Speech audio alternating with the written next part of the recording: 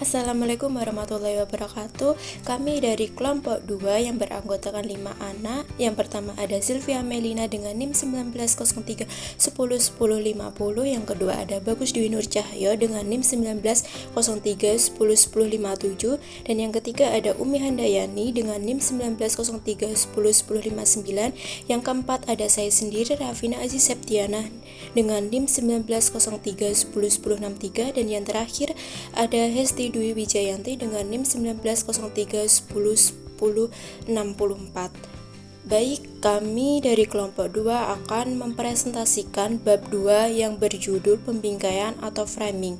Tanpa mengurangi waktu, kami akan persilakan rekan-rekan kami untuk menjelaskan materi ini. Yang pertama ada pengertian pembingkaian atau framing. Pembingkaian atau framing adalah cara penyajian informasi yang secara signifikan dapat mempengaruhi keputusan penggunaannya.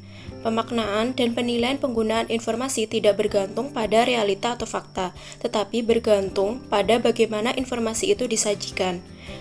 Pembingkaian merupakan salah satu penyebab terjadinya bias dalam pembuatan keputusan. Itu tadi pengertian dari framing, selanjutnya akan dijelaskan oleh rekan saya. Assalamualaikum warahmatullahi wabarakatuh. Saya Bagus Dwi Nur Cahyo NIM 1901011057. Di sini saya akan melanjutkan presentasi teman saya tentang gambaran pembingkaian. Yang pertama, pembingkaian atau framing negatif. Gambar A menyajikan sebagian informasi dengan menampilkan framing negatif sehingga terlihat seorang prajurit yang sedang ditodong senjata oleh musuh. B. Tanpa pembingkaian atau framing. Gambar B menunjukkan fenomena yang sesungguhnya. C. Pembingkaian atau framing positif. Gambar C menyajikan sebagian informasi dengan menampilkan framing positif sehingga terlihat seseorang prajurit yang sedang ditolong dan diberi minum oleh musuh. Sebenarnya, ketiga gambar tersebut A, B, dan C berasal dari fakta atau kejadian yang sama. Namun dengan adanya pertimbangan pada gambar A dan C menyebabkan kesimpulan yang diambil tidak sesuai dengan fakta. Atau gambar B, bias yang terjadi akibat pembingkaian informasi tersebut membuat keputusan yang diambil menjadi tidak optimal karena mempengaruhi preferensi risiko membuat keputusan. Seseorang membuat keputusan yang diberi informasi yang dibingkai secara positif, maka keputusan yang diambil akan cenderung risk averse atau menghindari risiko. Sebaliknya, pembuat keputusan yang diberi informasi yang dibingkai secara negatif lebih cenderung akan risk-taking atau mencari risiko. Perhatikan contoh berikut. Contoh 1. Di Asia sedang terjangkit wabah penyakit yang diperkirakan akan menyebabkan kematian 600 orang. Terdapat 2 program yang diajukan kepada pemerintah sebagai upaya menyelamatkan. Program A, jika program A yang dipilih 200 orang akan terselamatkan. Program B, jika program B yang dipilih ada sepertiga kemungkinan bahwa 600 orang akan diselamatkan dan 2/3 kemungkinan bahwa tidak akan ada orang yang akan diselamatkan. Jika Anda harus mengambil keputusan berdasarkan informasi tersebut, program manakah yang Anda pilih? Pilihan yang rasional seharusnya berdasarkan pada alternatif yang memberikan hasil yang diharapkan atau expected value dan outcome yang paling baik. Namun berdasarkan riset Kahneman dan Tversky 1981, sebagian besar orang akan memilih program A atau 72%. Hal ini menunjukkan pengambilan keputusan rentan terkena efek framing.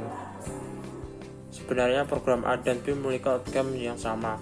Program A akan menyelamatkan 200 orang, sedangkan program B memiliki sepertiga kemungkinan bahwa 600 orang yang akan diselamatkan, yang artinya 200 orang yang akan diselamatkan.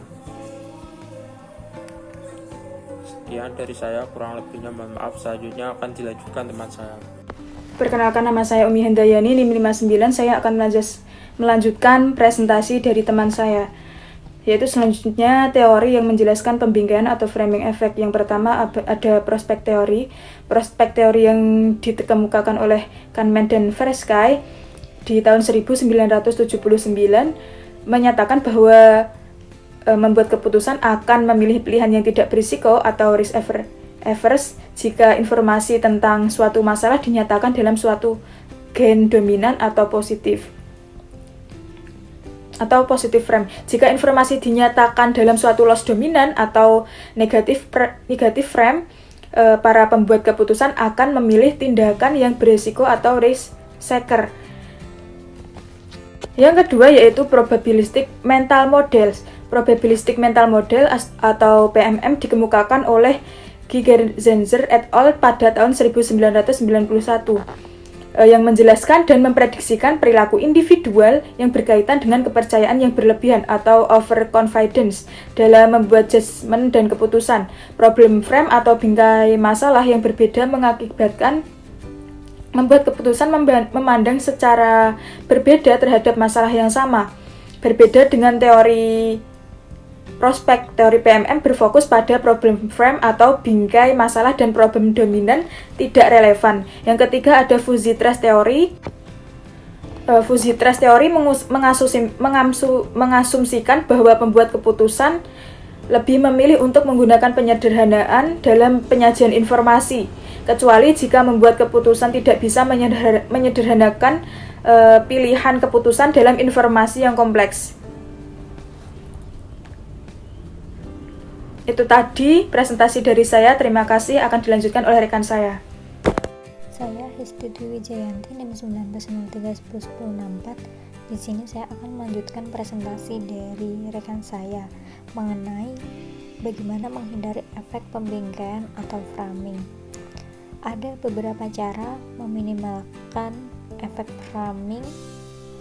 Yang pertama yaitu identifikasi reference point dan buat keputusan dari berbagai perspektif. Ketika mengambil keputusan yang penting, identifikasi reference point kalian. Reference point adalah sesuatu yang digunakan untuk menilai atau memahami orang lain.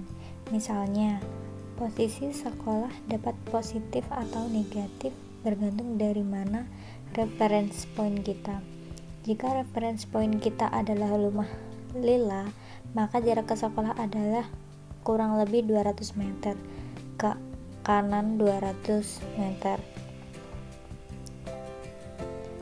Selanjutnya, pertimbangkan apakah terdapat reference point lain yang masuk akal.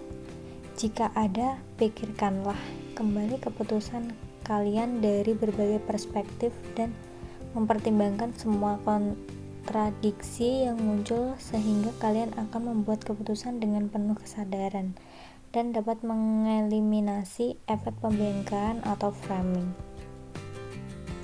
Yang kedua yaitu penyajian informasi dalam bentuk visual dibanding angka.